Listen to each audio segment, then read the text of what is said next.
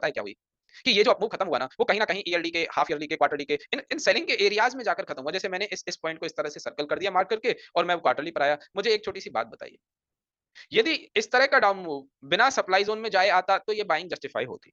इस तरह का डाउन मूव इस सप्लाई ज़ोन को ब्रेक कर चुका होता, शायद ये बाइंग जस्टिफाई होती। बट इस तरह का डाउन मूव यदि किसी सप्लाई ज़ोन से विदाउट बेस कैंडल वाले से, ईयरली प्रॉपर बेस कैंडल वाले से, half yearly, quarterly without base candle वाले सप्लाई ज़ोन से आई, तो फिर ये बाइंग थोड़ी-सी मुझे कमज़ोर लगी। तो ये वाला एरिया ब्रेक हो गया, मैंने मान लिया ठीक है ब्रेक हो गया। डायरेक्ट भी ब्रेक नहीं होगा तो इसमें सीधी-सी बात है, कोई कहेगा सर डायरेक्ट ब्रेक आप कैसे मान रहे हो? कन्फर्मेशन देखो। किसी को लगता है सर कन्फर्मेशन देखने की ज़रूरत नहीं है, ठीक है प्रॉपर एग्जीक्यूशन देखो, वीकली पर कोई एग्जीक्यूशन है क्या? कोई एग्जीक्यूशन नहीं है। मंथली का एग्जीक्यूशन है क्या? मंथली का एग्जीक्यूशन है। प्राइस आई है, ब्रेक हो गया, कोई बात नहीं। कोई परेशानी ही नहीं है, 1% भी।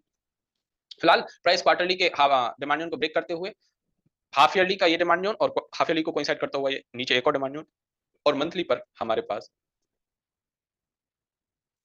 ये एक पॉइंट। क्या मंथली का ये एरिया अपने आप में अच्छा है? Rally based rally? बताइए। मंथली का अपने आप में एरिया अच्छा है?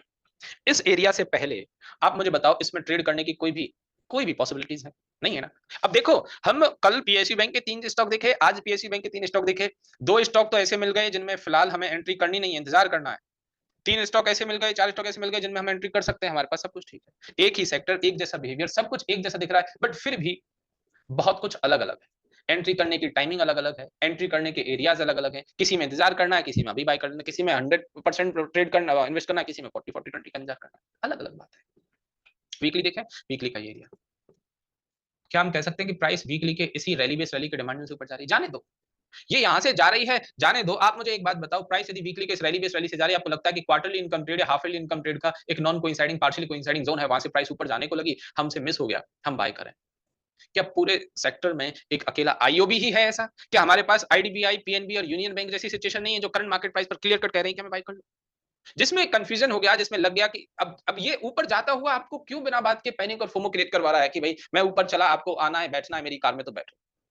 अरे उसके अलावा टैक्सी स्टैंड पे बहुत सारी टैक्सी हैं, आईडीबीआई है, पीएनबी है, वो बाय करके आपको चढ़ा रहा है, कोई परेशानी नहीं।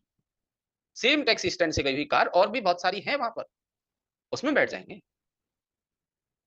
और इस कार के बारे में मुझे लग भी रहा है कि यार ये कहीं अच्छी जगह से नहीं चली, ये बहुत जल्दबाजी में, शायद इसका नंबर नहीं आया था चलने का, ये चल गया, माहौल की वजह से चल गया, ये भी किसी लोगों को देखकर चला। ये भी अपने आप में नहीं चला, ये भी लोगों को देखकर चला, तो हो सकता है इसको वापस आना पड़े कि यार थोड़ी जल्दी चल लिया, मैं वापस आऊँगा और वापस आएगा तब आप बैठ जाना इसमें, कोई प्रॉब्लम नहीं।